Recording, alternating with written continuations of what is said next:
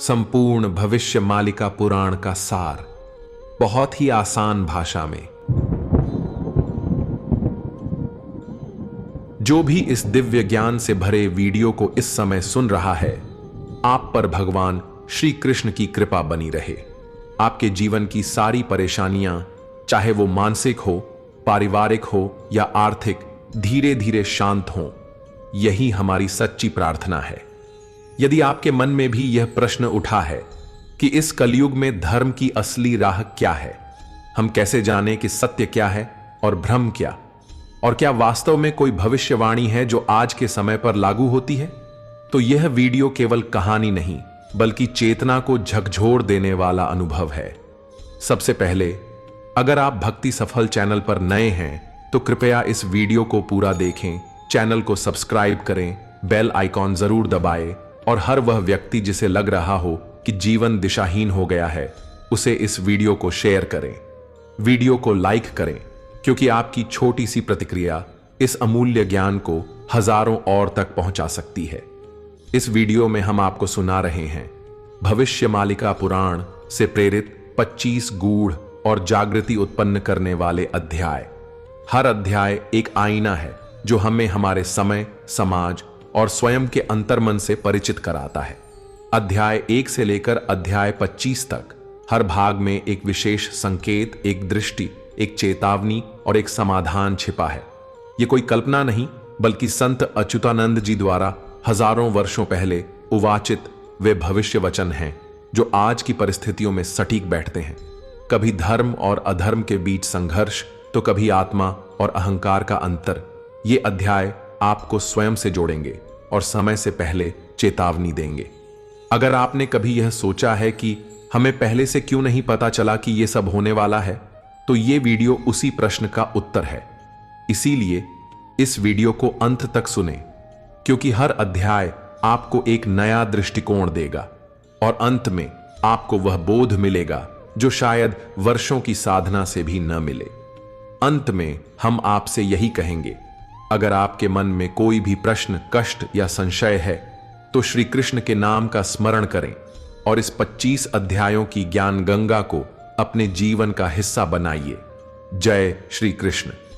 अध्याय 1, एकांत में लिखी गई वह पाती जो समय के गर्भ में छिपी रही।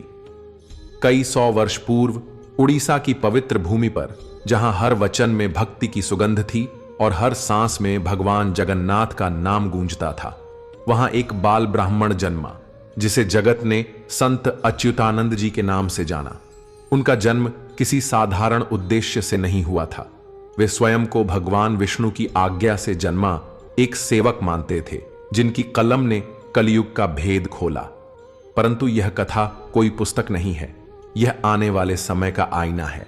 कहते हैं, संत जी ने अपने जीवन के अंतिम वर्षों में एकांत में बैठकर ताड़पत्रों पर एक गुप्त मालिका रची, जिसे केवल योग्य जन ही समझ सकते थे। और उन्होंने कहा, जब कलयुग अपने चरम पर होगा, तब ये वचन जन जन तक पहुंचेंगे। तब कुछ जागेंगे, कुछ रोएंगे और कुछ सुधर जाएंगे। आज वो समय आ चुका है जहां धरती पर धर्म की जगह धन और सेवा की जगह स्वार्थ बैठ गया है, जहां रिश्ता भी सौदे की तरह तोलने लगा है, जहां मनुष्य का चेहरा शांत लगता है पर मन भीतर से थका हुआ, टूटा हुआ और खोखला है। संत जी ने लिखा था, कलयुग में मनुष्य को सबसे बड़ा रोग होगा मोह, लोभ और दिखावा। आज का मनुष्य दूसरों से सम्मान, प्रशंसा और अधिकार चाहता है, पर भीतर की आत्मा को भूल चुका है। कलयुग में आएगा वह समय जब बड़ों की इज्जत केवल दिखावे की होगी, जब भोजन में स्वाद तो होगा पर श्रद्धा नहीं, जब भजन गाए जाएंगे पर मन कहीं और होगा, जब मंदिरों में भी व्यापार होगा। एक वृद्ध महात्मा की कथा। एक बार एक गांव में एक साधु आया, बाल सफेद, शरीर दुर्बल, पर आंखों में कोई तेज था। उसने गांव के चौपाल पर आकर कहा, हे भाइयों और बहनों, यह समय केवल खेत जोतने का नहीं, आत्मा की फसल भी जोतनी होगी, क्योंकि जो आज बोओगे वही कल आएगा वापस। लोग हंसे, कुछ सुनते रहे। साधु मुस्कुराया और बोला, ध्यान रखना, जो सत्य से मुंह मोड़ेगा वह अपने ही मन की आग में जलेगा। यह कथा वही है, एक यात्रा है मनुष्य को उसके भीतर की सच्चाई से मिलवाने की। अध्याय का अंत। भविष्य मालिका केवल एक ग्रंथ नहीं, ईश्वर की एक चिट्ठी है जो कलयुग की चपेट में आए मानव को चेताने आई है। जो इसे मन से सुनेगा उसका जीवन बदल जाएगा, जो केवल कानों से सुनेगा उसके लिए यह केवल एक कहानी रह जाएगी। अध्याय 2। धर्म के वस्त्र में छिपा अधर्म, पहचान कब होगी। कभी समय था जब गांवों की मिट्टी में भी धर्म की गंध आती थी, जहां मंदिर का घंटा केवल पूजा के लिए नहीं, जीवन के नियम याद दिलाने के लिए बजता था, जहां बुजुर्गों के शब्द वेदों जैसे माने जाते थे और संतों की चरण धूल ही सबसे बड़ा वरदान। पर आज धर्म भी एक दिखावे की पोशाक बन गया है, जिसे जब चाहो पहन लो और मन से चाहो तो उतार दो। संत अच्युतानंद जी ने पहले ही लिखा था, कलयुग में लोग धर्म की बात करेंगे पर आचरण में कपट होगा। जो जितना बोलेगा वो उतना ही अंदर से खोखला होगा। गांव गांव में साधु संतों की संख्या बढ़ेगी, पर उनमें से कुछ सच में साधु होंगे और बाकी साधुओं की आड़ में व्यापारी। एक युवा ग्रामीण की कथा। गांव सतपुरी में एक लड़का था, नाम था भानु। भोला, मेहनती और हर दिन मंदिर में फूल चढ़ाने वाला। एक दिन गांव में एक चमकदार वस्त्रधारी बाबा आए। उनका भाषण इतना मीठा था कि भानु उनके पीछे पीछे चल पड़ा। बाबा ने कहा, अगर तुम रोज 500 रुपये चढ़ाओगे तो भगवान तुम्हें नौकरी और पैसा देगा। भानु ने अपनी मां की चूड़ी बेच दी, बाबा को दे दी। महीनों बीते, ना नौकरी मिली ना पैसा। एक दिन उसी बाबा को देखा, रात के अंधेरे में 4 लोगों के साथ भोज और मदिरा करते हुए। भानु का दिल टूटा। वह दौड़कर मंदिर के पीछे बैठे एक वृद्ध ब्राह्मण के पास गया। वृद्ध बोले, बेटा, धर्म व्यापार नहीं, धर्म वो है जिसमें त्याग हो, जिसमें बिना मांगे सेवा हो। ध्यान रखो, जो तुम्हें डर दिखाकर पैसा मांगे वह भगवान की नहीं, अपने लालच की पूजा करवा रहा है। कलयुग में धर्म का नाम लेकर सबसे अधिक पाप होगा। नकली व्रत, झूठे उपाय और डर के सौदे होंगे, पर जो सच में विनम्र होगा वही भगवान को पा सकेगा। आजकल हम भगवान से डील करने लगे हैं। हे भगवान, ये काम कर दो, मैं इतने रुपए चढ़ाऊंगा। पर क्या यह सच्चा भक्ति है? सच्ची भक्ति तो वो है जिसमें स्वार्थ नहीं, समर्पण हो। अध्याय का अंत। जो धर्म को बाजार बना दे वो अधर्म का द्वार खोलता है। इस कलयुग में सबसे मुश्किल काम है धर्म को पहचानना, क्योंकि अब अधर्म भी धर्म के कपड़े पहनकर आया है। और यही इस अध्याय की सीख है, धर्म को आंखों से नहीं हृदय से पहचानो। अध्याय 3। शब्दों का विष। जब झूठ ही धर्म बन जाए। कलयुग का सबसे बड़ा हथियार है झूठ। वही झूठ जो मीठे बोल में लिपटा होता है, जो समाज में धीरे धीरे फैलता है जैसे कोई धीमा झर। संत अच्युतानंद ने अपने समय में लिखा था, जब सत्य मौन होगा और झूठ मंच पर गाएगा, तब समझ लेना कि कलयुग ने अपना असली रूप दिखा दिया है। आज वही हो रहा है। लोग अब सच्चाई से नहीं, लोकप्रियता से चल रहे हैं। जो जितना बोलता है वही उतना सच्चा माना जाता है, चाहे उसकी बातों में कितनी ही चालाकी क्यों ना हो। एक नगर में एक पंडित था जो हर बार अपने प्रवचन में कहता, जो मेरे पास नहीं आता उसका उद्धार नहीं होगा, भगवान भी उन्हें नहीं बचाएंगे। यह सुनकर कई भोले लोग डर से उसकी चरणों में गिरते। वह लोगों को डराता और फिर डर को ही भक्ति का नाम देता। एक वृद्ध दादी ने एक दिन पूछ ही लिया, बेटा, क्या भगवान केवल उन्हीं के होते हैं जो तुम्हें दक्षिणा दें? पंडित चुप, क्योंकि प्रश्न में भगवान था और उत्तर में व्यापार। वही दादी बोली, मेरे लिए भगवान वो हैं जो बिना बुलाए भी सुने, जो बिना दक्षिणा के भी कृपा करें, जो मेरे खेत में उगती हर फसल को देखे और मेरी सूनी थाली में भी झांके। यह सुनकर सभा मौन हो गई। संत अच्युतानंद ने कहा था, कलयुग में लोग धर्म को जुबान से निभाएंगे पर मन से नहीं। वाणी का विष फैलाकर खुद को साधु कहेंगे, इसलिए जागो। धर्म वह नहीं जो मंच से बोला जाए, धर्म वह है जो भीतर से जिया जाए। कभी कभी सबसे बड़ा तप सच बोलना नहीं होता, बल्कि झूठ से चुपचाप हट जाना होता है। इस झूठ का सबसे बड़ा प्रभाव होता है, मनुष्य का भरोसा धीरे धीरे मर जाता है। वह हर व्यक्ति को शक की नजरों से देखने लगता है और सबसे दुखद बात, वह खुद पर भी विश्वास खो बैठता है। यही कारण है कि कलयुग में आध्यात्मिक अंधकार फैलेगा, क्योंकि सत्य की ज्योति को लोगों ने स्वयं बुझा दिया होगा। यह स्थिति केवल समाज को नहीं, परिवारों को भी तोड़ेगी। बेटा बाप की बात को मूर्खता कहेगा और बाप बेटे को अविश्वास से देखेगा। स्त्रियां जो कभी श्रद्धा की मूर्ति थीं, अब खुद के अस्तित्व की लड़ाई में उलझी रहेंगी, जहां ना उन्हें समाज समझेगा, ना ही खुद के घर के लोग। ध्यान रहे, जब झूठ केवल बाहर नहीं भीतर भी घर कर ले, तब विनाश की नींव पड़ती है।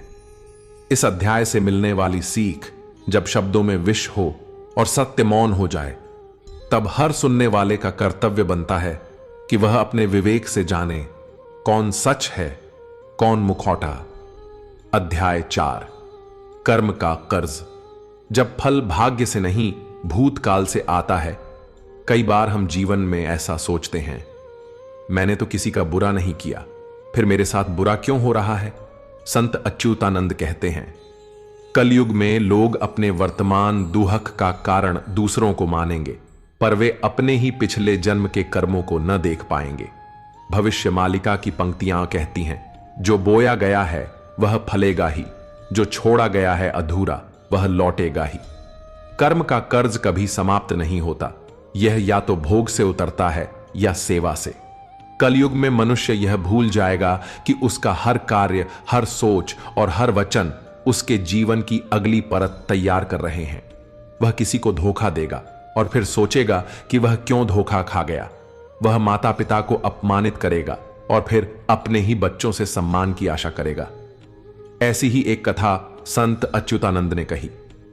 एक सेठ ने अपने व्यापार में 3 लोगों को धोखा दिया। कई वर्षों बाद उसके तीनों बेटे रोगों और दरिद्रता के शिकार हो गए। सेठ कहता, भगवान मुझे क्यों सजा दे रहे हैं? पर संत बोले, यह भगवान की नहीं, तेरे ही कर्मों की वापसी है। जैसे धरती बीज को पहचानती है, वैसे ही ब्रह्मांड कर्म को पहचानता है। कलयुग में सबसे बड़ा भ्रम यही है कि हम सोचते हैं ईश्वर ने अन्याय किया, जबकि अन्याय हमारे ही कर्मों का प्रतिबिंब होता है। कई बार लोग कहते हैं, हमने तो गरीबों को भोजन कराया, फिर भी घर में अशांति क्यों? पर वही लोग अपने घर की स्त्रियों का सम्मान नहीं करते या अपने छोटे भाई की हिस्सेदारी हड़प लेते हैं। संत कहते हैं, कर्म केवल बाहर नहीं, भीतर का भाव भी कर्म है। यदि सेवा के पीछे दिखावा है तो वह भी पाप बन जाता है। इसलिए जब तक भीतर की सच्चाई और बाहर की क्रिया एक न हो, कर्म का कर्ज उतरता नहीं। यह संसार एक लेखा है, हर बात, हर विचार, हर भावना कहीं दर्ज हो रही है। और जब समय आता है तो ब्रह्मांड वह पन्ना खोलता है जिसमें लिखा होता है, यह तूने किया था, अब इसका फल ले। यह मत सोचो कि भगवान ने तुम्हें भुला दिया। भगवान सब देख रहे हैं, पर वह हर बात का हिसाब तब देते हैं जब आत्मा उस सच्चाई को सहने के योग्य हो जाए। यदि कोई सेवा करते हुए अपमानित हो या सच्चाई पर चलकर अकेला पड़ जाए, तो समझो कि वह व्यक्ति पुराने कर्मों का कर्ज चुका रहा है, और जो चुकता कर लेता है वही अगले जन्म में शांति का अधिकारी बनता है। इस अध्याय से मिलने वाली सीख, कभी भी अपने दुख के लिए दूसरों को दोष मत दो, अपने कर्मों को देखो, क्योंकि कर्म ही तुम्हारा सबसे सच्चा भाग्य है। अध्याय 5, स्त्री का मान। कलयुग में जब सम्मान खोता है, संत अच्युतानंद की भविष्यवाणी में एक वाक्य आता है, जब स्त्री का मान समाज से मिटने लगे तो समझो कि कलयुग अपने विकराल रूप में उतर रहा है। स्त्री को जहां पूजा जाता है वहां देवता वास करते हैं, यह शास्त्रों की वाणी है।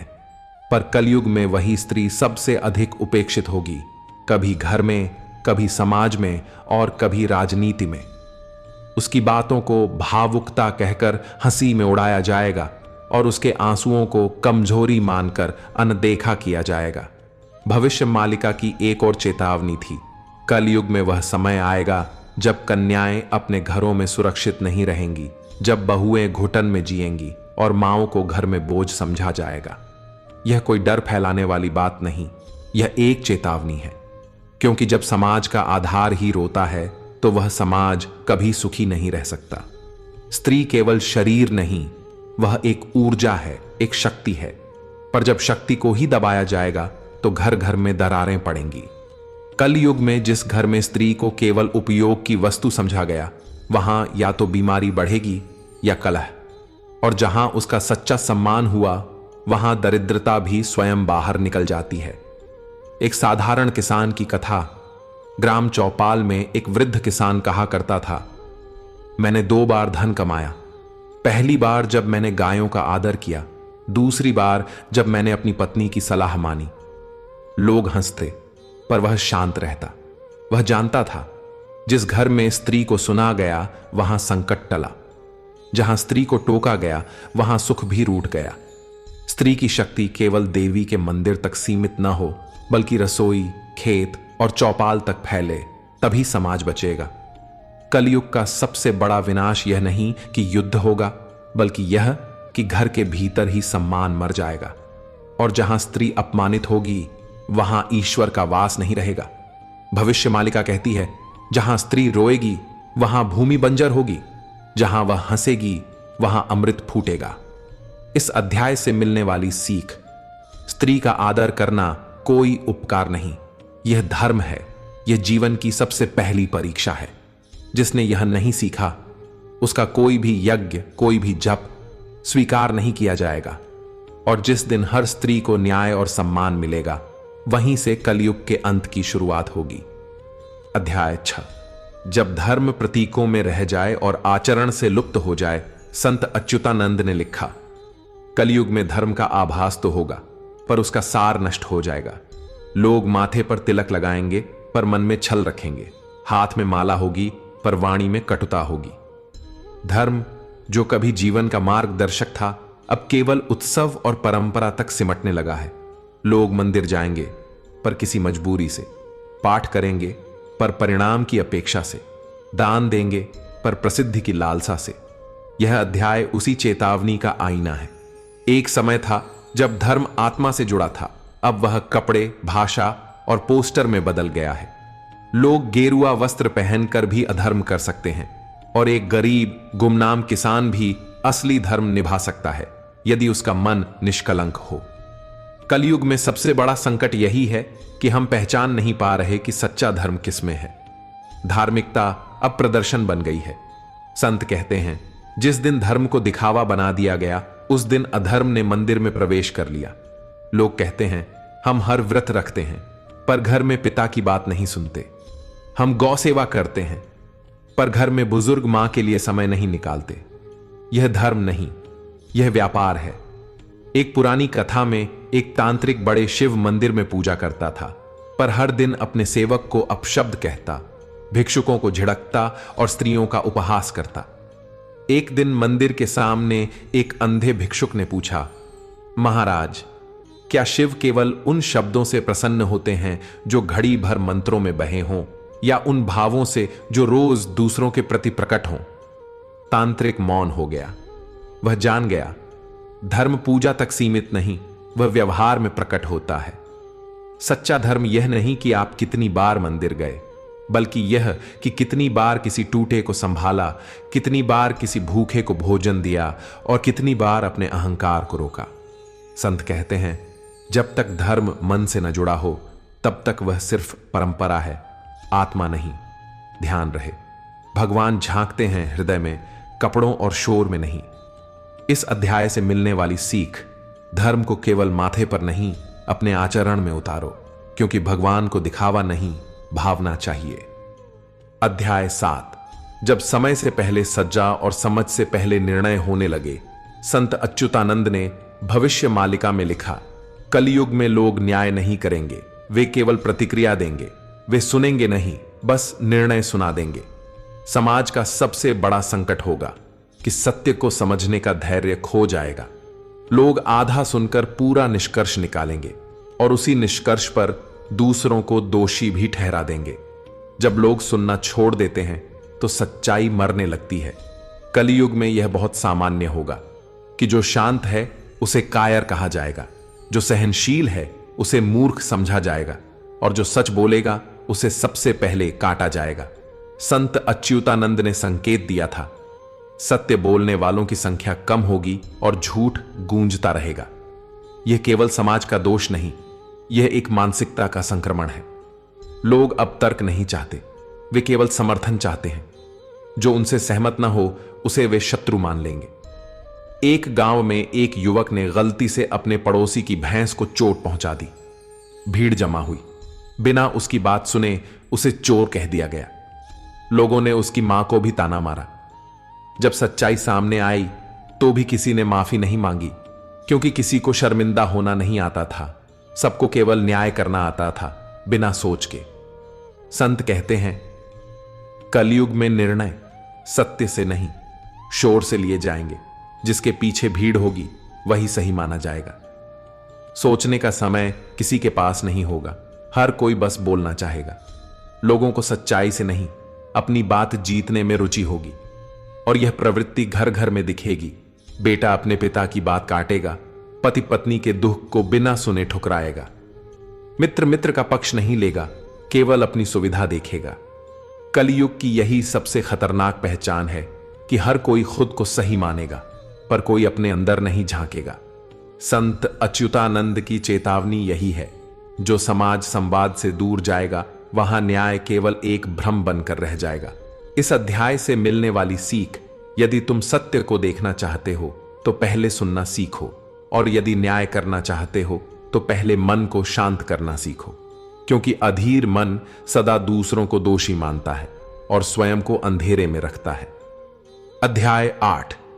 जब विद्या का उद्देश्य केवल धन और पद बन जाए, संत अच्युतानंद ने भविष्य मालिका में चेताया था, कलयुग में ज्ञान होगा पर विवेक नहीं। लोग ग्रंथों को याद करेंगे पर जीवन में उन्हें उतारेंगे नहीं। यह वही युग है जहां डिग्रियां दी जाएंगी पर चरित्र का मूल्य गिरता जाएगा, जहां पाठशालाएं होंगी पर शील और संस्कार गुम हो जाएंगे। लोग विद्वान कहलाना चाहेंगे पर ज्ञान से नम्रता नहीं बल्कि घमंड उगने लगेगा। आजकल के बच्चे बहुत कुछ जान रहे हैं पर बहुत कम समझ रहे हैं, क्योंकि शिक्षा अब एक व्यापार बन गई है जिसका लक्ष्य आत्मा को नहीं, केवल तन और धन को संतुष्ट करना है। संत कहते हैं, वह शिक्षा व्यर्थ है जो केवल बुद्धि को बढ़ाए पर हृदय को न छुए। कलयुग में विद्या का अर्थ बदल जाएगा। लोगों को यह नहीं सिखाया जाएगा कि सच्चा विद्वान वही है जो दूसरों को भी ऊपर उठाए, बल्कि उन्हें सिखाया जाएगा कैसे सबसे पहले स्वयं आगे निकलें, चाहे उसके लिए किसी और को पीछे क्यों न करना पड़े। एक समय की बात है, एक गुरु के पास 2 शिष्य पढ़ते थे। एक ने वेद, गणित और तर्कशास्त्र में उच्च ज्ञान प्राप्त किया, दूसरा केवल श्रद्धा और सेवा में आगे था। गुरु ने दोनों को अंतिम परीक्षा में एक ही प्रश्न दिया, यदि कोई वृद्ध अज्ञानी तुम्हारे मार्ग में सहायता मांगे तो क्या तुम उसे समय दोगे? पहले शिष्य ने कहा, नहीं, मैं समय व्यर्थ नहीं कर सकता, मेरे पास विद्वानों की सभा है। दूसरे शिष्य ने कहा, हां, क्योंकि मेरे पास यदि कुछ है तो वह पहले उसका है, फिर मेरा। गुरु बोले, सच्चा ज्ञानी वही है जिसके पास केवल शब्द नहीं, संवेदना भी हो। संत अच्युतानंद ने कहा, कलयुग में विद्या प्रदर्शन बन जाएगी, डिग्रियां दी जाएंगी पर दृष्टि नहीं, शब्द बोए जाएंगे पर भाव नहीं। और यही होगा समाज में। लोग बड़ी बातें करेंगे पर छोटे कार्यों से भागेंगे। शिक्षा अब केवल अंकों की दौड़ होगी और इंसान किताबों का गुलाम बन जाएगा। और तब एक मां जो अपने बेटे से संस्कार की उम्मीद करती थी, वह रोएगी, क्योंकि उसके बेटे ने उसकी आंखें पढ़ने से पहले किताबें पढ़ ली थीं। इस अध्याय से मिलने वाली सीख, विद्या का उद्देश्य आत्मा को उज्जवल करना है, ना कि केवल बैंक खाता भरना। जिस शिक्षा से करुणा न जन्मे वह केवल जानकारी है, ज्ञान नहीं। अध्याय 9। जब रिश्ते सौदे बन जाएं और प्रेम केवल शब्दों में रह जाए, संत अच्युतानंद ने कहा था, कलयुग में मनुष्य हंसेगा तो होगा पर भीतर से रोता रहेगा। उसके रिश्ते चमकेंगे पर भीतर खोखले होंगे। आजकल हर बात रिटर्न की तरह हो गई है। अगर किसी से प्यार किया तो उम्मीद होती है कि सामने वाला भी वैसा ही प्रेम लौट आए। यदि सेवा की तो बदले में आदर की अपेक्षा, यदि मदद की तो उसकी गिनती। पर क्या यही रिश्ता है? सच्चा प्रेम बिना शर्त होता है। संत अच्युतानंद ने लिखा, कलयुग में ऐसा समय आएगा जब मां भी बेटे से पूछेगी कि तू मेरे लिए क्या करता है। पति पत्नी, माता पिता, भाई बहन सब आपसी समझदारी की जगह ले लेंगे, आपसी लेन देन। एक युवक ने एक बार कहा, मैं सबके लिए करता हूं पर कोई मेरे लिए नहीं करता। गुरु बोले, जब तुम करना छोड़कर देना शुरू करोगे तभी प्रेम की शुरुआत होगी। कलयुग में रिश्ते दिखावे का हिस्सा बन जाएंगे। तस्वीरें साझा होंगी पर भावनाएं निजी होंगी। त्योहारों पर मिठाई बांटी जाएगी पर साथ में कड़वाहट भी होगी। लोग आई लव यू कहेंगे पर मैं तुम्हारे लिए क्या सह सकता हूं यह कोई नहीं पूछेगा। रिश्तों में अब समर्पण नहीं, सुविधा देखी जाएगी। एक वृद्ध पिता अपने बेटे से मिलने गांव से शहर गया। बेटे ने कहा, पिताजी मैं बहुत व्यस्त हूं, आप क्यों बार बार आते हैं। पिता मुस्कुराए, बेटा तुमने ही बचपन में कहा था जब भी देखो तो आ जाना। मैं अब भी तेरी उस बात को सच मानता हूं, पर कलयुग में वचन भी मौसम की तरह बदल जाते हैं। संत कहते हैं, जहां रिश्ते बोझ लगने लगे वहां समझो कि आत्मा प्रेम से दूर हो चुकी है। आज दोस्ती मोबाइल नेटवर्क जैसी हो गई है, सिग्नल है पर जुड़ाव नहीं। रिश्तों को बचाने के लिए हमें थोड़ा रुकना होगा, थोड़ा सुनना होगा, थोड़ा सहना भी होगा। प्रेम कोई वस्तु नहीं जिसे दिया और वापस लिया जाए। प्रेम एक भावना है जो बिना शर्त बहती है, जैसे गंगा बहती है, हर किसी को बिना भेदभाव के छूती है।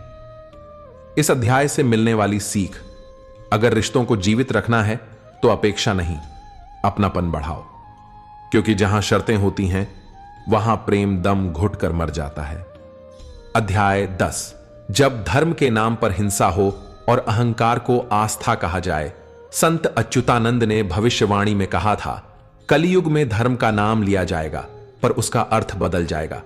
लोग हिंसा को धार्मिक युद्ध कहेंगे और अपने घमंड को धर्म रक्षा का नाम देंगे। यह सबसे खतरनाक स्थिति है जब अधर्म धर्म का मुखौटा पहन ले। आज हर पक्ष अपने को धर्मात्मा बताता है, लेकिन व्यवहार में वही कर रहा है जिससे धर्म रोता है। मंदिरों की संख्या बढ़ रही है पर मनों की शुद्धता घट रही है। धर्म का झंडा ऊंचा है पर उसके नीचे द्वेष की आग जल रही है। जब धर्म सत्य से नहीं सत्ता से जुड़ जाए तब वह साधना नहीं राजनीति बन जाता है। संत कहते हैं, धर्म वह है जो जोड़ता है, जो तोड़े वह धर्म नहीं, चाहे उसका झंडा कितना ही पवित्र क्यों न लगे। एक नगर में दो समुदाय थे, दोनों अपने अपने मंदिर, परंपरा और व्रत में गहरे। लेकिन जब एक साधु ने कहा, अगर दोनों एक साथ बैठें और एक वचन साझा करें कि हम एक दूसरे को दोष नहीं देंगे बल्कि अपने भीतर सुधार लाएंगे, तो लोग उस साधु को ही नास्तिक कहने लगे। क्यों? क्योंकि कलयुग में धर्म का अर्थ बदल चुका था। अब उसे जो शांत करे वह विरोधी बन जाता है और जो भड़काए वह नेता कहलाता है। सच्चा धर्म कभी भी दहाड़ता नहीं, वह करुणा से बोलता है। संत अच्युतानंद कहते हैं, जब धर्म के नाम पर लोगों को नीचा दिखाया जाए तो समझो कि धर्म अब जीवित नहीं, वह बस एक औजार बन गया है। यह औजार कभी राजनीति के हाथों, कभी धन के हाथों और कभी अंधभक्ति के हाथों चला दिया जाएगा। ध्यान दो, अगर तुम्हारा धर्म तुम्हें क्रोधित करता है तो वह तुम्हारा स्वार्थ है, धर्म नहीं। सच्चा धर्म विनम्र बनाता है, उदार करता है और भीतर से शांत करता है। कलयुग में जो सबसे बड़ा युद्ध होगा वह धर्मों के बीच नहीं बल्कि अहंकार और सत्य के बीच होगा। जो व्यक्ति दूसरों की पूजा को सम्मान दे और अपने मार्ग पर स्थिर रहे वही सच्चा धार्मिक है। इस अध्याय से मिलने वाली सीख, धर्म का अर्थ लड़ना नहीं समझना है। जो धर्म के नाम पर द्वेष करे वह ना खुद को जानता है न ईश्वर को, और जहां प्रेम है वहीं भगवान का वास है। अध्याय 11, जब सत्य को प्रमाण देना पड़े और झूठ सहजता से स्वीकार हो जाए। संत अच्युतानंद जी ने अपने वचनों में बताया था, कलयुग में सत्य मौन हो जाएगा और झूठ पर तालियां बजेंगी। जहां न्याय धीरे बोलेगा और अन्याय ऊंची आवाज में गूंजेगा। यह अध्याय किसी संस्था, व्यवस्था या शासन की आलोचना नहीं है। यह केवल उस आत्मदर्पण की बात करता है जहां हम सभी को देखना है। कि क्या हम सच्चाई का साथ दे पा रहे हैं। कलयुग की एक सबसे बड़ी चुनौती यह होगी कि सत्य को बार बार प्रमाण देना पड़ेगा और झूठ केवल शोर से जीत जाएगा। एक गांव में दो व्यक्ति थे, एक शांत, दूसरा बहुत वाचाल। दोनों एक ही बात कह रहे थे, पर लोग उसी की बात माने जो ऊंची आवाज में बोला। संत कहते हैं, जहां शब्द सत्य से ऊंचे हो जाए वहां विवेक धीरे धीरे सोने लगता है। जब समाज में धैर्य की जगह जल्दबाजी और विवेक की जगह भीड़ का निर्णय आने लगे तो वहां सच्चे लोगों का जीवन कठिन हो जाता है। पर क्या यही हमारी नियति है? नहीं, क्योंकि धर्म केवल ग्रंथों में नहीं, हमारी नीयत में होना चाहिए। एक बुजुर्ग स्त्री जिसने जीवन भर ईमानदारी से काम किया था, अपने पोते से बोली, बेटा, दुनिया में सब कुछ मिल जाएगा, पर अगर ईमान खो गया तो फिर कुछ नहीं बचता। बच्चा बोला, दादी, ईमान से रोटी नहीं मिलती। दादी मुस्कुराई, पर बेटा, बिना ईमान के जो रोटी मिलेगी वो पेट भर सकती है, पर आत्मा को भूखा छोड़ देगी। संत कहते हैं, सत्य भले देर से चले पर अंत तक चलता है। आज आवश्यकता है कि हम सत्य को लेकर डरे नहीं और झूठ को देखकर मौन न हो। न्याय केवल अदालतों में नहीं, हर मनुष्य के भीतर भी एक छोटी सी अदालत है जिसका जज उसका विवेक है। उस विवेक को जागृत रखने का नाम ही धर्म है। आजकल हम अक्सर यह सुनते हैं, दुनिया चालाक हो गई है, पर चालाकी और समझदारी में फर्क होता है। चालाकी अपने लिए होती है, समझदारी सबके लिए। कलयुग में सच्चा मनुष्य वही होगा जो अकेले में भी सही राह पर चले, चाहे दुनिया उसे देख रही हो या नहीं। इस अध्याय से मिलने वाली सीख, कलयुग की सबसे बड़ी साधना यह है कि हम शांति के साथ सत्य का साथ निभाएं, बिना किसी के विरुद्ध बोले, बिना किसी को दोषी ठहराए। सत्य का दीपक जलाना ही सबसे सच्चा न्याय है। अध्याय 12। जब शिक्षा व्यवसाय बन जाए और ज्ञान दिखावे में खो जाए, संत अच्युतानंद जी ने अपने वचनों में स्पष्ट संकेत दिया था, कलयुग में विद्या बिकेगी और ज्ञान केवल कागजों पर छपेगा। जहां शिक्षा हो वहां संस्कार नहीं होंगे और जहां उपाधियां मिलेंगी वहां विवेक सो जाएगा। आज के युग में जब विद्यालय महंगे भवनों में बदल गए हैं और पुस्तकों का बोझ बच्चों की पीठ से ज्यादा मन पर है, तब यह प्रश्न उठता है, क्या शिक्षा से ज्ञान मिला या केवल अंकों और प्रमाण पत्रों की दौड़? एक समय था जब गुरुकुल में चटाई पर बैठकर संयम, सेवा और साधना के साथ विद्या दी जाती थी। आज कंप्यूटर और स्मार्ट क्लास है, पर क्या भीतर कोई प्रकाश है? अध्यापक अब सेवक नहीं, सेल्समैन कहलाते हैं। विद्यार्थी अब शिष्य नहीं, क्लाइंट बन चुके हैं। संत कहते हैं, जहां शिक्षा का मूल्य धन से आंका जाए वहां ज्ञान का दीपक मंद हो जाता है।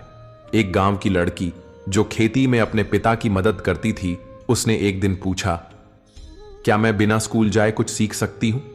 मां ने कहा, बिल्कुल। शिक्षा केवल किताबों में नहीं, परिस्थितियों में, लोगों की सेवा में और अपने भीतर की शांति में भी होती है। ज्ञान केवल अर्जुन को ही नहीं मिला था, वह विदुर की विनम्रता में भी था और कुंती की धैर्य में भी। कलयुग में लोग पढ़ते तो बहुत हैं, पर समझते कम हैं। हर चीज का कोर्स है, पर जीवन का कोई पाठ नहीं। संत अच्युतानंद ने लिखा, एक समय आएगा जब लोग डिग्री से दूसरों को मापेंगे, पर व्यवहार से नहीं। वाणी शुद्ध होगी, पर हृदय संकुचित। शिक्षा का उद्देश्य केवल नौकरी पाना नहीं, मनुष्य बनाना था। पर जब शिक्षा बाजार में बिकने लगे तो उसके भीतर के संस्कार भी खो जाते हैं। गांवों में एक समय था जब कोई साक्षर व्यक्ति सबके पत्र पढ़ता था, दूसरों को जोड़ता था। अब लोग पढ़े लिखे हैं पर संवादहीन हो गए हैं। ज्ञान का मतलब परीक्षा में पास होना नहीं, जीवन की कसौटी पर खरा उतरना है। इस अध्याय से मिलने वाली सीख, सच्ची शिक्षा वह है जो विनम्रता सिखाए, सेवा सिखाए और दूसरों की पीड़ा समझने की क्षमता दे। जो ज्ञान अहंकार बढ़ाए वह अधूरा है, और जो ज्ञान दृष्टि दे वही जीवन का प्रकाश है। अध्याय 13।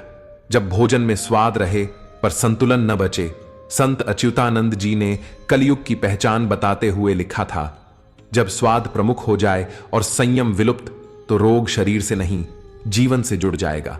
और जब मनुष्य पेट के गुलाम बन जाए, तब समझो इंद्रियां धर्म पर भारी पड़ रही हैं। आज भोजन केवल आवश्यकता नहीं बल्कि एक प्रकार का मनोरंजन बन गया है। शहरों में रोज नए नए व्यंजन, स्वाद और रेस्टोरेंट खुलते हैं, पर घरों में धीरे धीरे सादगी खो रही है। प्लेट में रंग है, डिजाइन है, पर पोषण नहीं। लोग थकान मिटाने के लिए जो खाते हैं वही उन्हें और अधिक थका देता है। भोजन का उद्देश्य शरीर को ऊर्जा देना था, अब वह मन का आकर्षण बन गया है। गांवों में पहले खिचड़ी, दाल रोटी और घर की बनी लौंजी में तृप्ति थी। अब शहरों में पिज्जा, पास्ता और बर्गर के स्वाद हैं, पर संतोष नहीं। संत कहते हैं, भोजन वही उत्तम है जो शरीर को शांति दे, मन को हल्का करे और आत्मा को बोझिल न करे। एक युवक ने साधु से पूछा, स्वामी जी, मुझे हमेशा थकान सी लगती है। साधु बोले, तुम्हारा भोजन तुम्हारे शरीर से संवाद नहीं करता। तुम स्वाद के पीछे दौड़ रहे हो, सेवा और संयम के साथ नहीं खा रहे। हमारा शरीर उसी मिट्टी से बना है जिससे यह भूमि बनी है। जो अन्न हम खाते हैं वही हमारा मन बनाता है। कलयुग में रसोई बदल गई है, अब गैजेट हैं, शॉर्टकट हैं, पर प्रेम और संतुलन नहीं। पुराने समय में भोजन बनाना भी ध्यान की तरह था। घर की स्त्रियां तुलसी जल चढ़ाकर प्रसाद भाव से रसोई करती थीं। आज समय की कमी में भोजन पेट भरने का यंत्र बन गया है। संत अच्युतानंद ने कहा, भोजन को पूजा समझो, क्योंकि वही तुम्हारे विचारों का बीज बनता है। आज बच्चों को स्वाद सिखाया जा रहा है, संयम नहीं। बुजुर्ग मिठास को देखकर डरते हैं, पर युवा चीनी में डूबे हैं। भोजन में सुधार का अर्थ स्वाद घटाना नहीं, संतुलन बढ़ाना है। इस अध्याय से मिलने वाली सीख, सच्चा भोजन वह है जो मन को अशांत न करे, शरीर को रोगी न बनाए और आत्मा को आलसी न छोड़े। जब हम भोजन में संयम लाते हैं तो जीवन में शुद्धि आती है, और यही शुद्धि कलयुग में हमारी सबसे बड़ी तपस्या बन जाती है। अध्याय 14। जब संगीत शोर बन जाए और शब्दों में गरिमा न रहे। संत अच्युतानंद जी ने संकेत किया था कि कलयुग में कला की आत्मा खो जाएगी। जहां पहले राग में भक्ति थी, वहां अब ताल में व्यापार होगा। जहां पहले सुर से साधना होती थी, अब शोर से प्रसिद्धि मिलेगी। संगीत जो आत्मा को छूता था, आज केवल कानों को चौंकाता है।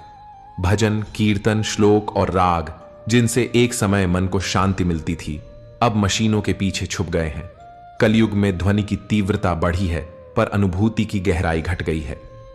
एक वृद्ध साधक ने एक बार कहा, बेटा, संगीत वो नहीं जो कानों में गूंजे, संगीत वो है जो हृदय में मौन पैदा करे। आज शब्दों में उत्तेजना है, भावना में बेचैनी है, और सुरों में आत्मा की जगह शरीर के आकर्षण की भूख है। कई युवाओं को संगीत में रुचि तो है, पर क्या वे जानते हैं कि एक स्वर में प्रभु का ध्यान बस सकता है? संत कहते हैं, सुर साधना है, और साधना तब होती है जब मन मौन में डूबे, ना कि शोर में डूब जाए। एक समय था जब एक तानपुरा, एक मृदंग और भक्ति भाव से रात्रियां बीतती थीं। अब हजारों वॉट की ध्वनि, लाइटिंग और शोर है, पर भीतर एक सूनापन है। कलयुग की पहचान यही है कि व्यक्ति संगीत को प्रदर्शन बना देता है, ना कि ध्यान। शब्द भी आजकल केवल प्रभाव डालने के लिए बोले जाते हैं, ना कि संप्रेषण के लिए। गाली, अपमान और व्यंग्य अब साहस माने जाते हैं, और मौन, शालीनता और मधुरता कमजोरी समझी जाती है।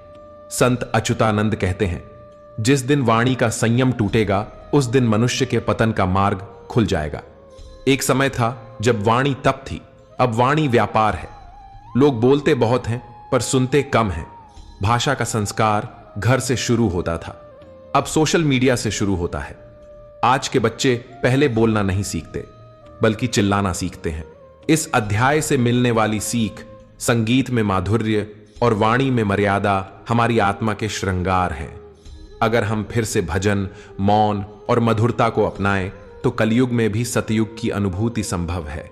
वाणी से अगर प्रार्थना निकले तो वह शक्ति बनती है, पर वाणी से अगर अपशब्द निकले तो वह पाप बन जाती है। संगीत और वाणी दोनों ब्रह्मा की दी हुई शक्तियां हैं। इनका प्रयोग सत्कार्य में हो तो यही साधना बन जाती है।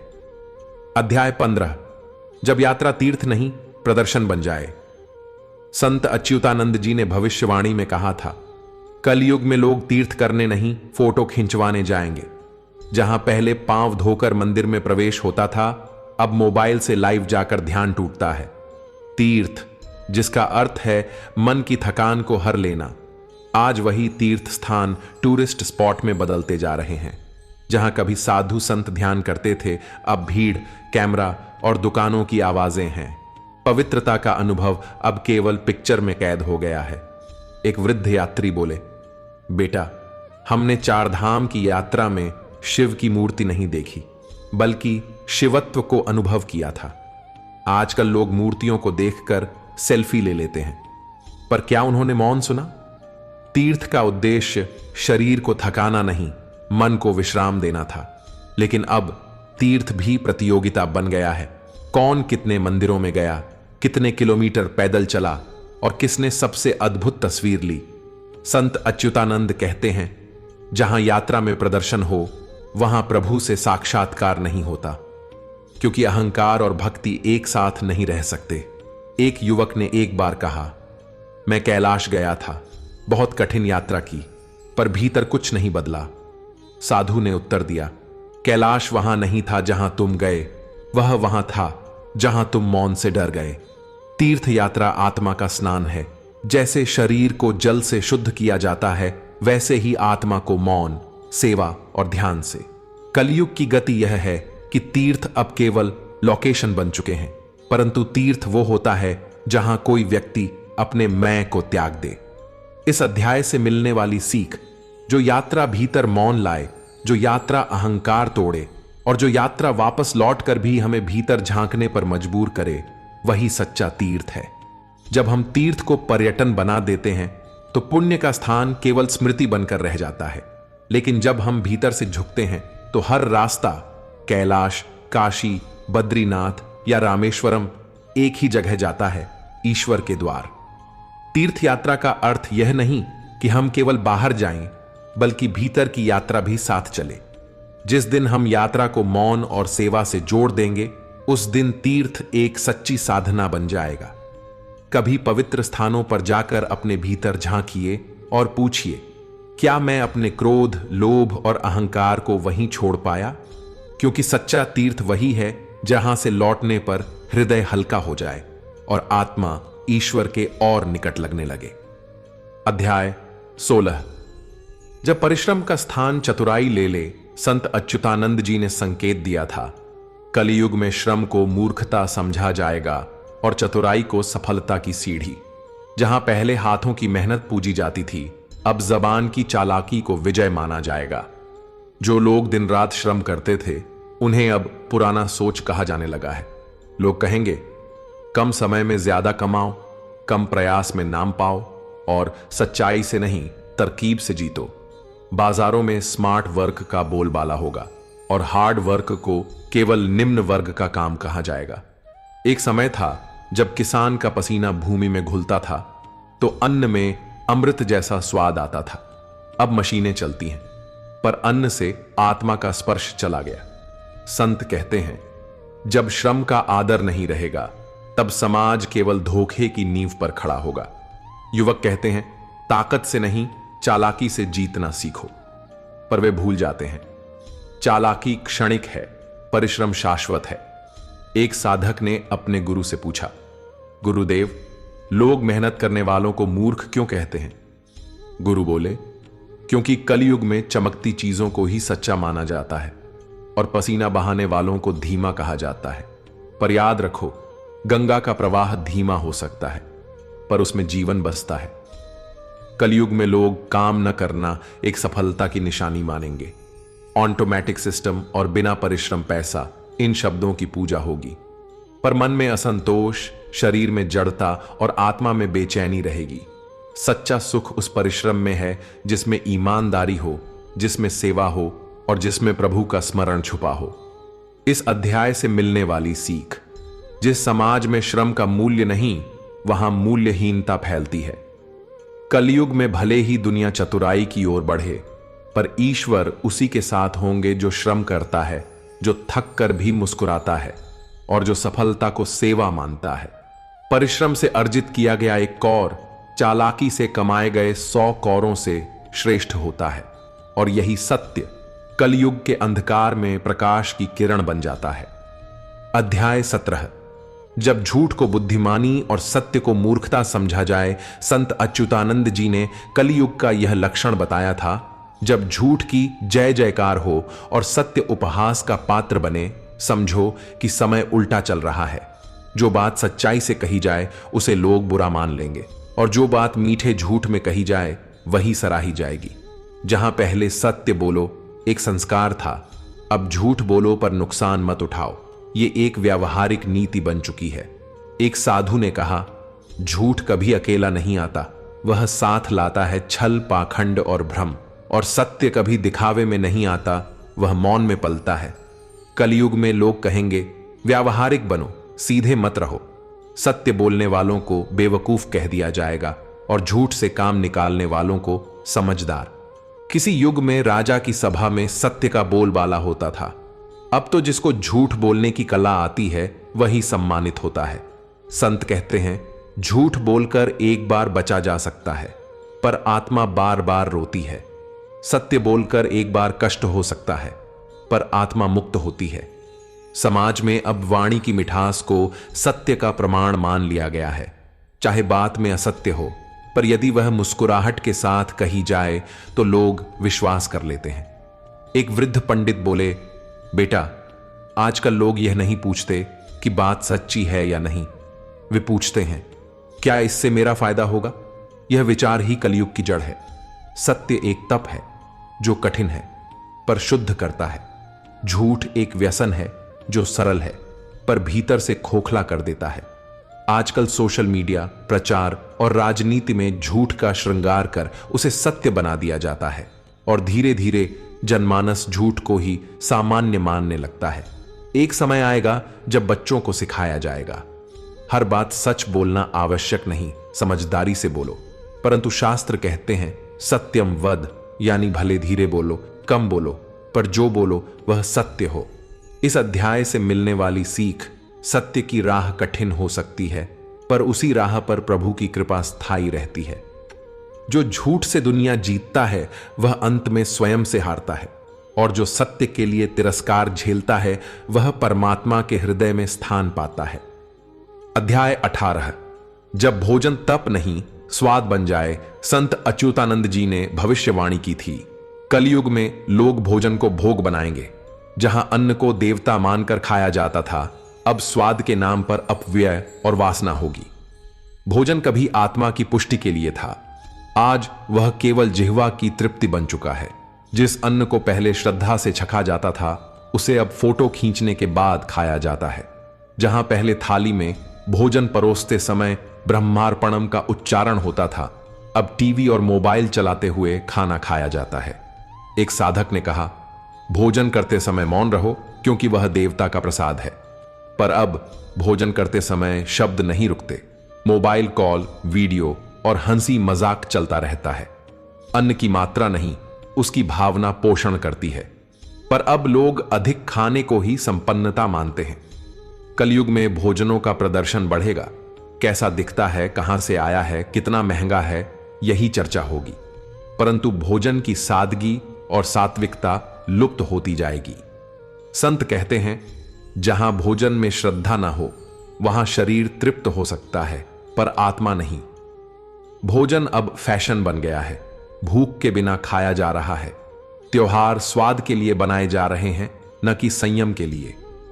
साधुओं के आश्रमों में जहां पहले भोजन प्रसाद होता था, अब बड़े भोज पकवानों की प्रतियोगिता और आमंत्रण पत्र छपने लगे हैं। एक वृद्ध माता जी बोली, बेटा, पहले उपवास होते थे, अब ओवराइटिंग से अस्पताल भरे हैं। उपासना और उपवास में गहरा संबंध था, आज वह टूट गया। भोजन का धर्म यह था, जैसा अन्न वैसा मन। अब मन चंचल है, क्योंकि अन्न चटपटा, तला भुना और अशांत है। जो भोजन भूख से अधिक खाया जाए वह शरीर में रोग और मन में प्रमाद उत्पन्न करता है, और जो भोजन ब्रह्म को समर्पण भाव से किया जाए वह तन, मन और आत्मा तीनों का शुद्धिकरण करता है। इसीलिए भोजन सिर्फ पेट भरने का नहीं, यह साधना का भी माध्यम है। इस अध्याय से मिलने वाली सीख, जो भोजन श्रद्धा से किया जाए वह औषधि बनता है, और जो भोजन केवल स्वाद के लिए किया जाए वह रोग का कारण बनता है। सच्चा भोजन वही है जिसमें तप, भावना और संतुलन हो। कलयुग में जो भोजन को प्रसाद मानेगा वह ही शरीर और आत्मा दोनों को निर्मल रख पाएगा। अध्याय 19। जब वृद्धों की बुद्धि को बोझ समझा जाए, संत अच्युतानंद जी ने कहा था, कलयुग में बालों की सफेदी को लोग कमजोरी मानेंगे और अनुभव को पिछड़ापन। वृद्धों का स्थान जहां पहले सम्मान में था, अब वहां उपेक्षा और अकेलापन होगा। जहां पहले घर में सबसे पहले बुजुर्ग की राय ली जाती थी, अब उन्हें पुराने जमाने का कहकर अनसुना किया जाएगा। बुजुर्गों के पास जीवन के अनुभव होते हैं, पर अब उन्हें आउटडेटेड कहा जाएगा। युवक कहेंगे, हमें किसी की सलाह नहीं चाहिए, हम सब कुछ खुद जानते हैं। वृद्ध कहते रहेंगे, बेटा समय बदलता है पर मूल्य नहीं। पर कलयुग के कानों में यह आवाज धीरे धीरे अनसुनी होती जाएगी। एक समय था जब वृद्ध आश्रमों में ज्ञान के स्तंभ माने जाते थे। अब वृद्ध आश्रमों में छोड़े गए माता पिता अपने बच्चों की आवाज तरस कर सुनते हैं। बुजुर्गों को अब जिम्मेदारी नहीं, बोझ माना जाता है। एक पुत्र ने अपने मित्र से कहा, पिताजी को गांव भेज दिया, अब हमें अपने हिसाब से जीने का मौका मिला है। पर वह भूल गया, जिसने चलना सिखाया उसके साथ चलने का धैर्य आज खो गया है। संत कहते हैं, जिस घर में बुजुर्गों का आदर नहीं वहां सुख टिकता नहीं। कलयुग में वृद्धों से ज्ञान नहीं लिया जाएगा, बल्कि उन्हें नेगेटिविटी फैलाने वाला कहा जाएगा। एक वृद्ध मां ने रोते हुए कहा, बेटा जब तक छोटा था हर बात मुझसे पूछता था, अब बड़ा हो गया है तो मेरी बातें काटता है। यह दृश्य घर घर में आम हो जाएगा। टेक्नोलॉजी के नाम पर वृद्धों को हास्य का पात्र बनाया जाएगा। उनकी धीमी चाल, उनके पुराने विचार अब उपहास का विषय बनेंगे। परंतु वही वृद्ध कभी स्तंभ थे जिन्होंने जीवन की आंधियों को झेला था। शास्त्र कहते हैं, वृद्ध जन देवतुल्य होते हैं। उनका आशीर्वाद वह ऊर्जा है जो अदृश्य रूप से जीवन की दिशा बदल सकता है। इस अध्याय से मिलने वाली सीख, जिस समाज में वृद्धों का सम्मान नहीं वहां भविष्य दिशाहीन हो जाता है। जो वृद्धों को त्यागते हैं वह अपने ही संस्कारों को काटते हैं, और जो वृद्धों की सेवा करते हैं उनके घर में लक्ष्मी, शांति और प्रभु की कृपा आप ही आप बसती है। अध्याय 20। जब रिश्ते लेन देन बन जाए, संत अच्युतानंद जी ने कलयुग के संबंधों के बारे में कहा था, जब प्रेम का स्थान लाभ ले ले और आत्मीयता का स्थान सुविधा, तो समझो कि संबंधों की आत्मा मर चुकी है। पहले रिश्ते बिना कारण निभाए जाते थे, अब कारण ढूंढा जाता है कि निभाना क्यों है। जहां पहले भाई अपने भाई के लिए बिना कहे खड़ा हो जाता था, अब लोग पूछते हैं, इससे मुझे क्या मिलेगा। पति पत्नी का संबंध जो कभी 7 जन्मों की प्रतिज्ञा मानी जाती थी, अब तात्कालिक सुख और अपेक्षाओं का सौदा बन गया है। माता पिता जिन्होंने अपने बच्चों को अन्न, शिक्षा और संस्कार दिए, अब उनके वृद्ध होने पर उनसे कहा जाता है, आपको अब हमारी आजादी में बाधा नहीं बनना चाहिए। रिश्ते अब भावनाओं से नहीं, सुविधाओं से चलाए जा रहे हैं। जहां कभी दादी की रोटी में स्वाद और प्रेम छिपा होता था, अब होटल और ऐप पर ऑर्डर की गई थाली में केवल कीमत छिपी होती है। एक समय था जब नाते रिश्तेदार बिना बुलाए आ जाते थे, और अब बिना स्वार्थ के कोई आना भी नहीं चाहता। संत कहते हैं, जहां संबंधों में अपेक्षा बढ़ जाती है वहां प्रेम दम घुटकर मर जाता है। अब लोग तोल मोल कर मित्रता करते हैं। यदि कोई लाभ न दिखे तो संबंध छोड़ देते हैं। कलयुग में लोग संबंध नहीं निभाते, संबंध मैनेज करते हैं। एक वृद्ध दंपत्ति बोले, हमने तो बिना किसी लाभ के सबके लिए किया, पर अब बच्चे कहते हैं, आपने हमारे लिए क्या किया। प्रेम को अब तौलने की आदत लग गई है। यदि कोई फोन न करे तो कहा जाता है, हमें याद नहीं करते। पर क्या कभी यह सोचा गया कि हमने कब याद किया।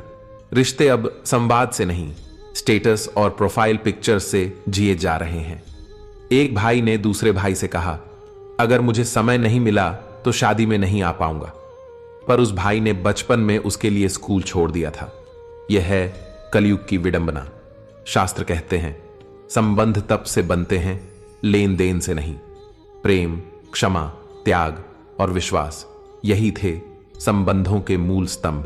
पर अब शर्तें, अपेक्षाएं और लाभ इनका स्थान ले रहे हैं। इस अध्याय से मिलने वाली सीख: जो व्यक्ति अपने संबंधों में श्रद्धा और सेवा की भावना रखता है, वही वास्तव में आत्मिक जीवन जीता है। लेन देन के रिश्ते जब टूटते हैं तो केवल शरीर अकेला नहीं होता, आत्मा भी दरकती है। संत कहते हैं, जहां निस्वार्थ संबंध हों, वहीं परमात्मा स्वयं वास करता है। अध्याय 21। जब गुरु को मार्गदर्शक नहीं, साधन समझा जाए, संत अच्युतानंद जी ने कहा था, कलयुग में गुरु को पूज्य नहीं, उपयोगी समझा जाएगा। लोग ज्ञान नहीं, सुविधा की खोज में गुरु ढूंढेंगे। गुरु शिष्य परंपरा जो भारत की आत्मा रही है, उसमें अब भीतरी श्रद्धा कम और बाहरी प्रदर्शन अधिक होगा। जहां पहले शिष्य गुरु के चरणों में बैठकर ज्ञान ग्रहण करता था, अब लोग इंटरनेट पर शॉर्टकट स्क्रू सर्च करेंगे। गुरु की महिमा ग्रंथों में रह जाएगी, पर मन में श्रद्धा धीरे धीरे क्षीण हो जाएगी। गुरु से प्रश्न पूछने का भाव अब केवल डिग्री और सर्टिफिकेट पाने तक सीमित होगा। जहां पहले गुरु मंत्र देते थे, सत्यम वद धर्मम चर, अब लोग पूछेंगे, गुरु जी आप मेरा करियर कब बना देंगे। गुरु का सम्मान अब रील्स और पोस्ट में किया जाएगा, पर हृदय में स्थान नहीं बचेगा। एक समय था जब शिष्य गुरु से दीक्षा लेने के बाद जीवन भर उनके उपदेशों का पालन करता था। अब लोग कहते हैं, गुरु जी ने क्या दिया हमें, सिर्फ बातें ही तो की। संत कहते हैं, जिस समाज में गुरु का आदर घटता है, वहां अज्ञान और अहंकार बढ़ते हैं। कलयुग में लोग अपने मन के अनुसार गुरु बनाएंगे। जो मीठा बोले, जो आश्वासन दे, वही लोकप्रिय गुरु कहलाएगा। सच्चे गुरु जो कठिन सत्य कहेंगे, वे अकेले रह जाएंगे। एक युवा बोला, मैंने उस गुरु को छोड़ दिया क्योंकि उन्होंने मुझे गलती पर डांटा, पर वही डांट भविष्य में रक्षा बनती थी। शास्त्रों में कहा गया है, गुरु वह नहीं जो तुम्हें प्रसन्न करे, गुरु वह है जो तुम्हें तुम्हारे भीतर के अंधकार से बाहर लाए। अब लोगों को चमत्कार चाहिए, चिंतन नहीं। भक्ति चाहिए, पर अनुशासन नहीं। गुरु को साधना से नहीं, सुविधा से जोड़ा जाएगा। संत अच्युतानंद ने कहा, जब शिष्य अपने गुरु से कहे, आप मेरी इच्छा पूरी करें, तो समझो उस परंपरा का अंत हो चुका है। इस अध्याय से मिलने वाली सीख: सच्चा शिष्य वही है जो गुरु की डांट को भी कृपा माने, और सच्चा गुरु वही है जो शिष्य को अंधकार में देख चुप न रहे। कलयुग में यदि किसी ने सच्चे गुरु को पा लिया और श्रद्धा न छोड़ी, तो वह स्वयं भवसागर से पार उतर जाएगा। अध्याय 22। जब सत्य को लोकप्रियता के लिए मोड़ा जाए, संत अच्युतानंद जी ने कहा था, कलयुग में सत्य बोझ लगेगा और झूठ श्रृंगार। लोग सत्य को तब तक सुनेंगे जब तक वह मनभावन हो, और जैसे ही वह कटु लगेगा उससे मुंह मोड़ लेंगे। जो सच अंतरात्मा को जागृत करता था, वह अब नेगेटिव सोच कहलाएगा। जो मनुष्य सच बोलेगा उसे समाज से दूर किया जाएगा, और जो झूठी तसल्ली दे वही मंचों पर सम्मान पाएगा। सच अब मन का आईना नहीं, मन का दुश्मन बन जाएगा। एक समय था जब संत समाज को कटु सत्य सुनाते थे और लोग उस कटुता में अपना कल्याण खोजते थे। अब सत्य से भागकर लोग झूठे उत्सव, झूठे प्रचार और झूठे सुख के भ्रम में जीना पसंद करते हैं। शास्त्र कहते हैं, सत्यम ब्रूयात प्रियम ब्रूयात, न ब्रूयात सत्यम प्रियम। पर कलयुग में यह वाक्य केवल दीवारों पर लिखा जाएगा, जीवन में नहीं उतरेगा। लोग उन लोगों को दोष देंगे जो उन्हें आईना दिखाएंगे, और उन पर फूल बरसाएंगे जो उनकी मूर्खताओं पर पर्दा डालें। एक सत्संग में किसी ने पूछा, आप हमें केवल कर्म, तप और त्याग की बातें क्यों सुनाते हैं? कुछ मन को भाने वाली कहानियां क्यों नहीं सुनाते? गुरु ने उत्तर दिया, क्योंकि तुम्हारा कल्याण केवल मन भाने से नहीं, मन बदलने से होगा। पर शिष्य वहां से उठकर चला गया। यह है कलयुग, जहां सत्य को देखकर लोग आंखें मूंद लेते हैं। लोग कहेंगे, हमें पॉजिटिव वाइब्स चाहिए, सच्चाई नहीं। और इस चाह में वे कृत्रिमता को ही जीवन मान बैठेंगे। जो व्यक्ति समाज की कड़वी सच्चाई पर बोलता है, उसे नकारात्मक व्यक्ति कहकर चुप कराया जाएगा। जब झूठ को ही हर तरफ प्रशंसा मिलेगी तो सच बोलने वाले मौन हो जाएंगे। संत अच्युतानंद कहते हैं, कलयुग में यदि कोई व्यक्ति सत्य की साधना करेगा तो उसे सबसे कठिन मार्ग पर चलना पड़ेगा। इस अध्याय से मिलने वाली सीख, सत्य कठिन है पर कल्याणकारी है, झूठ आसान है पर अंततः विनाशकारी। जो व्यक्ति सत्य के पक्ष में डटा रहता है, भले ही लोग उसका विरोध करें, वह अंत में प्रभु की कृपा का पात्र बनता है। कलयुग में यदि किसी ने सत्य को गले से लगाया तो वह स्वयं भवसागर पार कर जाएगा। अध्याय 23। जब धर्म प्रदर्शन बन जाए, संत अच्युतानंद जी ने कहा था, कलयुग में धर्म आचरण नहीं प्रदर्शन बनेगा। लोग मंदिरों की ऊंचाई बढ़ाएंगे पर मन की गहराई खो देंगे। धर्म जहां पहले जीवन जीने की कला था, अब वह समारोह, भीड़ और शोरगुल का विषय बनता जा रहा है। जहां पहले व्रत, तप और सेवा होती थी, अब वहां फोटो, वीडियो और सोशल मीडिया पोस्ट दिखाई देंगे। लोग भगवा पहनेंगे पर हृदय में वैराग्य नहीं होगा। कीर्तन में स्वर तो होंगे पर अंतःकरण में भक्ति नहीं। धर्म को दिखावे का माध्यम बना दिया जाएगा। कौन सा आयोजन किया, कितनी बड़ी भीड़ जुटी, कितने नामी व्यक्ति आए, ये प्रश्न होंगे, पर कितने व्यक्तियों का जीवन बदला, यह कोई नहीं पूछेगा। एक समय था जब लोग गुप्त दान करते थे, अब मंच से चढ़ावा दिखाया जाता है। संत कहते हैं, जहां धर्म दिखावे का माध्यम बन जाए, वहां अहंकार का जन्म होता है और सच्चाई का पतन। अब पूजा के फूलों से अधिक सेल्फी के कैमरे सक्रिय रहते हैं। यात्राएं अब साधना नहीं रही, बल्कि फोटो सेशन बन गई है। जहां तीर्थ में आंखें बंद कर ध्यान होता था, अब लोग कैमरा खोलकर प्रसाद खाते हैं। कलयुग में धर्म व्यवसाय भी बन गया है। भक्ति पैकेज, तीर्थ टूर, पैड प्रवचन, यहां तक कि साधु भी प्रचार के पीछे भागते हैं और भक्तों को देखना होता है कौन ज्यादा लाइक्स लाया। संत अच्युतानंद कहते हैं, धर्म यदि बाह्य प्रदर्शन बन जाए और आंतरिक शुद्धता न रहे तो वह केवल एक खोल रह जाता है जिसमें आत्मा तड़पती है। शास्त्र कहते हैं, धर्म का मूल है दया, क्षमा और सत्य, पर अब इनका स्थान ले लिया है भव्यता, प्रतिस्पर्धा और लोकप्रियता ने। एक वृद्ध बोले, हमने मंदिर बनवाया था मन की शांति के लिए, अब वहां लाउडस्पीकर और होर्डिंग्स से व्यापार हो रहा है।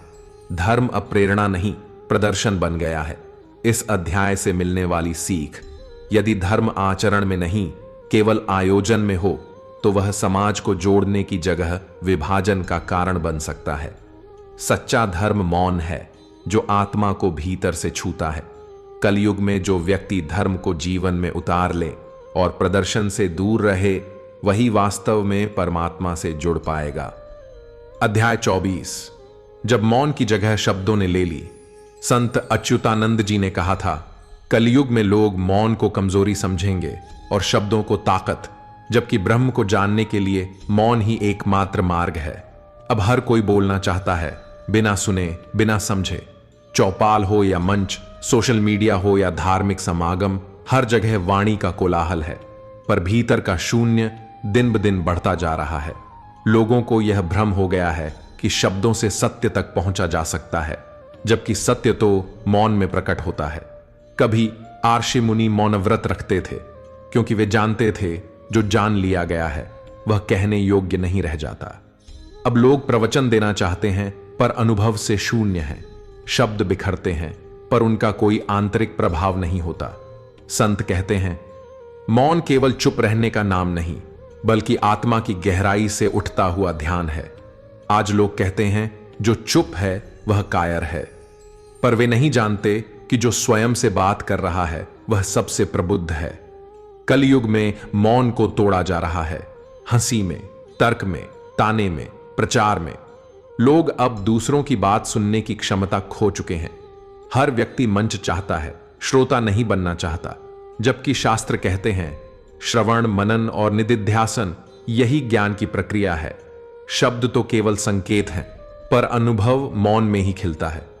गांव के एक बुजुर्ग बोले, बेटा, जब बोलने से कुछ न सधे तो मौन अपनाओ।